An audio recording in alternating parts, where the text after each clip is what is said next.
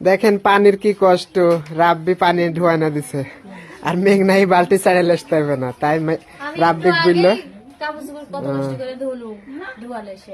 তাই রাব্বিক বললো, রাব্বি আবার পানি এনে দিল কষ্ট করে। মাংস আমি ফ্রিজে থেকে নিয়ে আসলো, ভিজা থুসি, যেহেতু ভাই চলে যাবে সকালেই থাকতে বললে। আর ওটা কি মাছ? মাছ ভাজি করবো আর একটু গুনা করবো মনে করি। এদিকে ভাত চাওয়া গেছে, ভাতও হয়েছে না রে বাবা, আজকে থাকবো না, আবার আসবো নি, বাড়িতে গেলে কাম হবে না। হ্যাঁ ভাত হয়ে শেষ।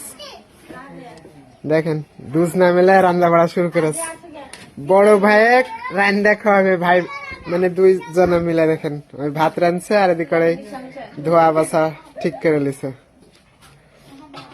ছোট্ট সংসার।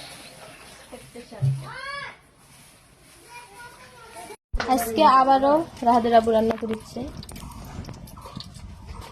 আর মাংসটা কিন্তু ইয়ে করবে, ভাজবে, বুঝলা?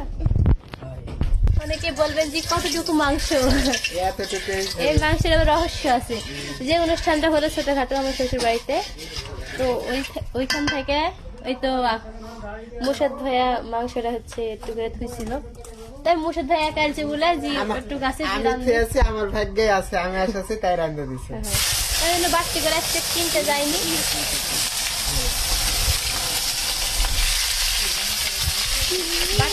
কিনতে যায়নি, আবারও কিনতে সমস্যা নেই। আর অনেকে বলে যে মাংস এত বড় হচ্ছে করে, ছোট করে হচ্ছে আমার শাশুড়ি হচ্ছে রান্না করে রাখা আছে, তাই জন্য ওটা মাথায় নি বড় করে খাতা ছিল ওখানে রান্না করছে। আর একটু মাছ আছে, মাছটা বোনা করে পেঁয়াজ দিয়ে, আর ভাত রান্না হয়ে গেছে, নাচা জলের দোহান ভাত হয়ে গেছে।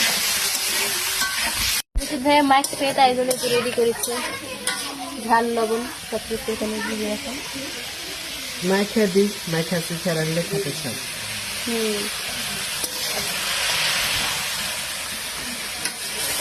মরিচের গুঁড়া, মরিচের গুঁড়া বাড়িতে উড়ালে সাথে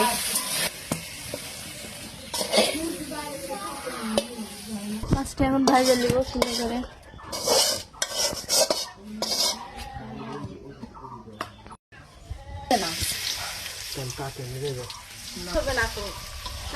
সুন্দর করে মাখা নিল ভাইয়া।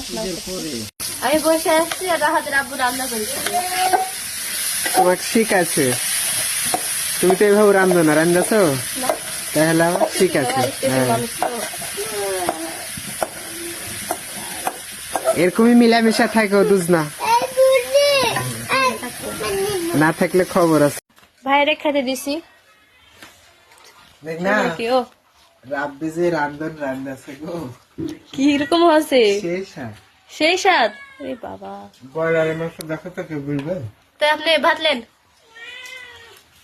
মাছের ভুনা, ব্রয়লার মাংস দুইটা হেঁটে তাই, ভালো হলেই ভালো। সেই হাস খাতে।